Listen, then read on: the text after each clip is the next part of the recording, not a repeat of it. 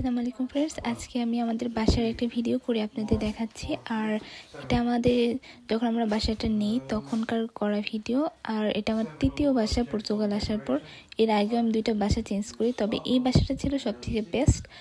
আর এই বাসাটা আমরা অনলাইনের মাধ্যমে নিই, আর অনলাইনের মাধ্যমে নিলে আমাদের কিছু রিকোয়ারমেন্ট থাকে, এগুলো ফুলফিল করতে হয়, দেন বাসাটা পেতে হয়। তো এগুলো অনেক হেনস্থার বিষয়, বাট আমরা তারপর বাসাটা নেই।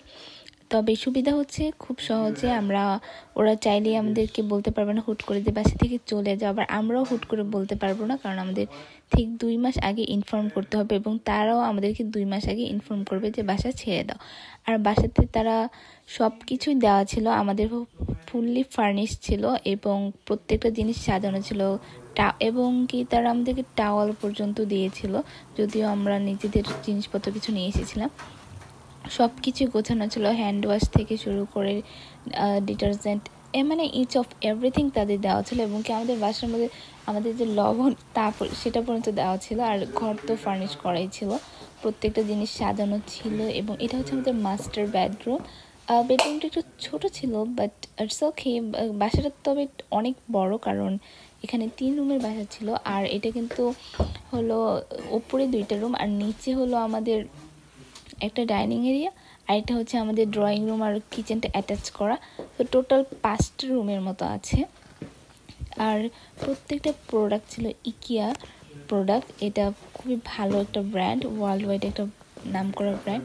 সো আমি এটা দেখেই খুশি হয়ে গেছি। আর এখানে সেফটি প্রোডাক্টও ছিল, আমাদের ইমার্জেন্সি যে প্রোডাক্টগুলো লাগবে, এমনকি এই যে ফার্স্ট এইড বক্সও ছিল।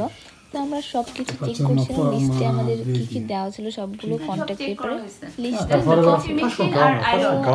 অ্যাট লাস্ট দেখলাম যে কফি মেশিনটা আমরা পাইনি। আর এই যে দেয়ালটা নীল কালারের টাইলস করা, সেটা কিন্তু পর্তুগালের অনেক ফেমাস, কারণ তারা তাদের ট্রেডিশনটাকে ধরে রাখতে খুবই পছন্দ করে। আর এই যে আমাদের বিছানার চাদর, ব্ল্যাঙ্কেট সব কিছু দেওয়া ছিল। তো যেটা বলছিলাম, তারা কিন্তু তাদের ট্রেডিশন ধরে রাখতে খুবই পছন্দ করে। ইচ অফ এভরিথিং তারা কিন্তু সব জায়গায় সাজিয়ে রাখে। আমরা যেমন ভুলে যাই আমাদের অতীতকে, তারা কিন্তু ভুলে না। সো এই দেয়ালটা